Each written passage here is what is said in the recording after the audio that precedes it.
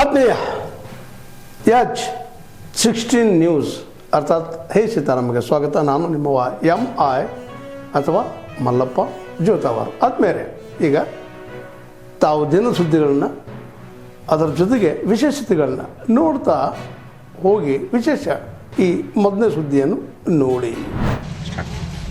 ಮಾಲಿಂಗಪುರ ಹಾಗೂ ಸುತ್ತಮುತ್ತಲಿನ ಎಲ್ಲ ನಾಗರಿಕರಿಗೆ ಒಂದು ಸುವರ್ಣಾವಕಾಶ. ಏನು ಅಸಂಘಟಿತ ವಲಯದೊಳಗೆ ನೇಕಾರರು, ಕಮ್ಮಾರರು, ಕುಮ್ಮಾರರು, ಬೀದಿ ವ್ಯಾಪಾರಸ್ಥರು, ಟೇಲರ್ಗಳು, ಚಮ್ಮಾರರು, ಅನೇಕ ರೀತಿಯ ಏನು ಕಾರ್ಮಿಕರ ಕೆಲಸವನ್ನು ಮಾಡ್ತೀರಿ ಅವರೆಲ್ಲರಿಗೂ ಕೂಡ ನೋಂದಣಿ ಅಭಿಯಾನ ಜೊತೆಗೆ ಕಾರ್ಡ್ ವಿತರಣೆಗಳು, ಈಗಾಗಲೇ ಬಂದಿರುವಂಥ ಕಾರ್ಡ್ಗಳನ್ನು ವಿತರಣೆ ಮಾಡೋದು, ಅದರ ಜೊತೆಗೇನ ಪ್ರತಿ ತಿಂಗಳ ಮಾಸಾಸನದ ಒಂದು ಪಿಂಚಣಿ ಕಾರ್ಯ ಒಂದು ಯೋಜನೆ ಕೂಡ ಅದರಲ್ಲಿ ಬಂದೈತಿ.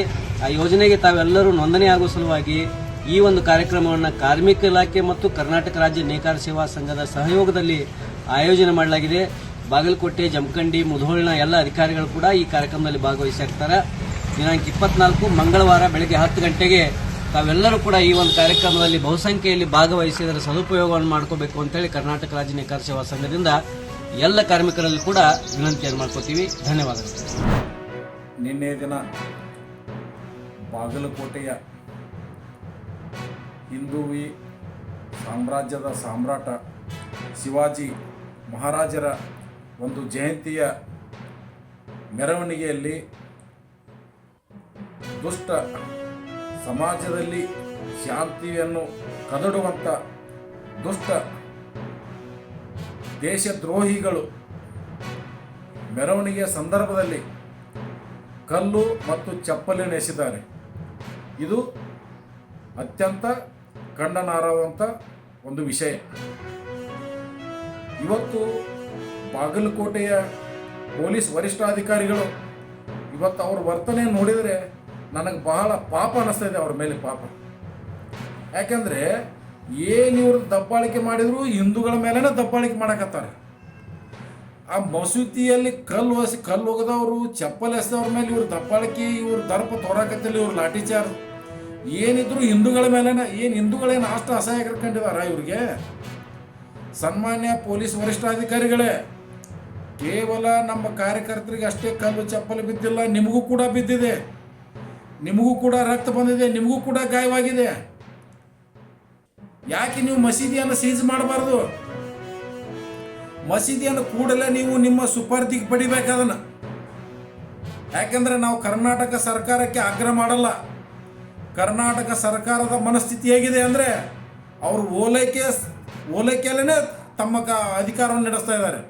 ರಾಜ್ಯದಲ್ಲಿ ಯಾವುದೇ ಒಂದು ಅಭಿವೃದ್ಧಿ ಇಲ್ಲ. ಇಂಥ ಒಂದು ಕೋಮು ವ್ಯವಸ್ಥೆಯನ್ನು ಹದಗೆಡಿಸೋದು ಅವ್ರ ಕೆಲಸ. ನೀವು ಪೊಲೀಸ್ ವರಿಷ್ಠಾಧಿಕಾರಿಗಳು, ನೀವು ಸಾರ್ವಜನಿಕರ ತೆರಿಗೆ ಹಣದಿಂದ ನಿಮ್ಮ ಪಗಾರ ಕೊಡ್ತಾರ, ನಿಮ್ಮ ಮೇಲೇನ ಹಲ್ಲೆ ಆಗಿದೆ. ನೀವು ಕೂಡಲೇ ಆ ಮಸೀದಿಯನ್ನು ಸೀಜ್ ಮಾಡಬೇಕು. ಸೀಜ್ ಮಾಡಿ ಅಲ್ಲಿ ಒಳಗೆ ಏನೇನು ಕಾರ್ಯ ಚಟುವಟಿಕೆಗಳು ಅದಾವೆ, ಏನು ಅಲ್ಲಿ CCTV ಅದಾವೋ ಏನು ಇಲ್ಲೋ, ಇದ್ರ ಬಗ್ಗೆ ಕೂಲಂಕುಷ ವಿಚಾರ ಮಾಡ್ರಿ ನೀವು.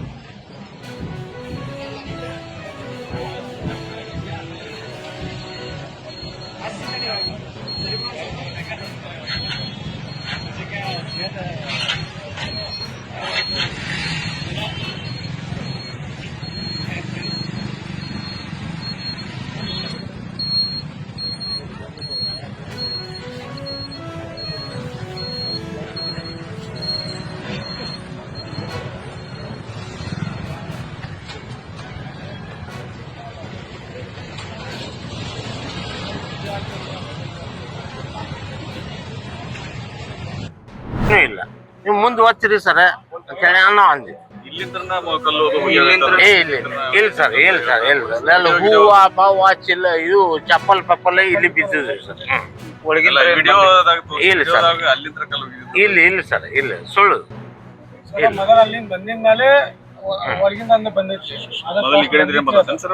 ಎಲ್ಲಿದ್ ಬಂದೈತಿ ಸರ್ಗ್ ಏನೈತಿ ಹೌದು ಇದು ಕೈವಸ್ತ ಹಿಡ್ಕೊಂಡು ಅಡ್ಡಾಡಕತ್ತ ಯಾಕ್ರಿ ಸರ್ ನಿಮ್ಗ ಹಿಂಗಾಗಾತು ಅಂತೇಳಿ ಅಂದಿ ನಾವು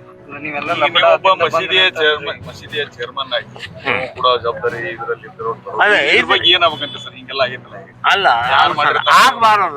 ಆಗ್ಬಾರ್ದು ಅಲ್ಲ ನಾವು ಅವ್ರದ್ದು ದೇವಸ್ಥಾನ ಈ ಕಡೆ ಅದಾವ ನಮ್ಮ ಮಸೂದಿ ಇಲ್ಲಿ ಅದಾವ 7 ಸಲ ಇದು ಆಗ್ತೈತಲ್ಲ ಫಂಕ್ಷನ್ ನಡೀತಿರ್ತಾವು ಮಾಡಿಸಿರ್ತಾವು ಅದ್ರ ಮ್ಯಾಗ ಏನೈತಿ ನಾವು ಇದು ಮಾಡಿಸಿರ್ತೀವಿ ಸರ್